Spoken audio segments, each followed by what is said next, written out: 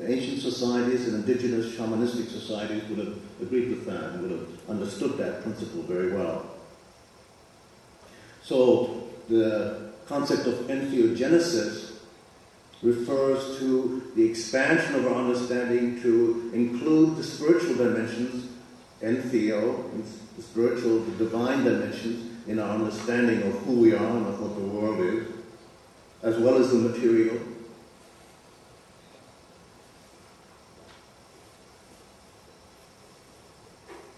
And there's one further aspect of this expanded worldview that I want to touch on. The recognition of other worlds and other dimensions means also, and this is consistent with ancient views and understanding, that there are beings in other worlds. In shamanism, they're called spirits. Spirits are not imaginings and not symbols either. Your Jungians might want to say, well, they're symbols or archetypes of the collective unconscious. Shamanic traditions would say, well, we don't know what that is. What is an archetype? What's a symbol? Maybe it's actually a being. How do we know? I'm not saying that there aren't fantasies and images, but there are also beings. We can have images of each other, we can also meet each other, and then when we meet each other, we're not meeting a symbol, we're meeting a being, has its own integrity. How could we ever have a war if we recognize the being of another being, of another human being? How could we devastate the earth if we recognize the autonomy and the being of a landscape?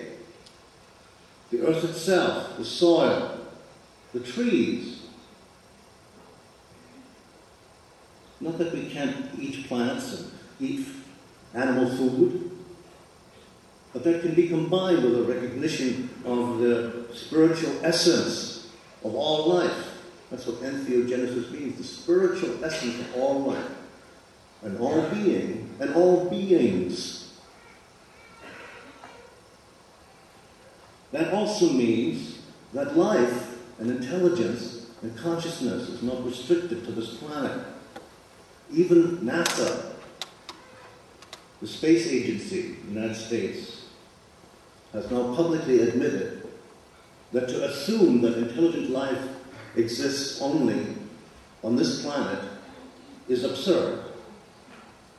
Common sense would say, lead one to discuss that. In the infinite diversity of worlds and planets, why should there be only one planet with intelligent life? So I believe part of the worldview transition that we're moving through will involve the conscious recognition of extraterrestrial civilizations, multiple extraterrestrial civilizations existing at many stages of evolution, many of them far beyond ours,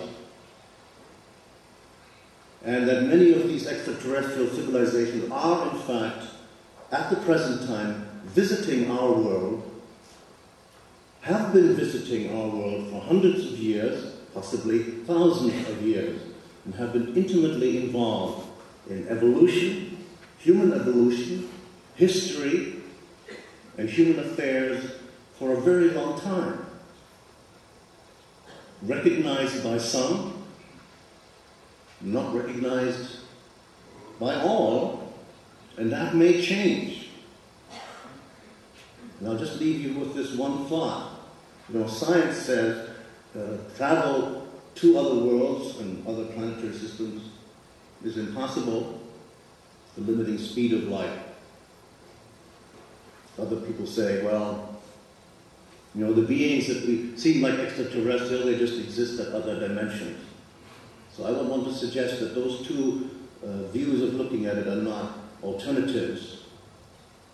There are beings in other dimensions, and there are also beings in other worlds. The planet, the world itself is a being. And so I think the possibility exists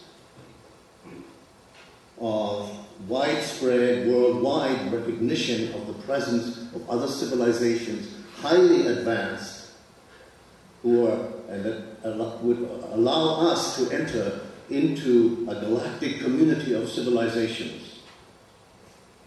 So that's what I'll talk about this afternoon. Thank you.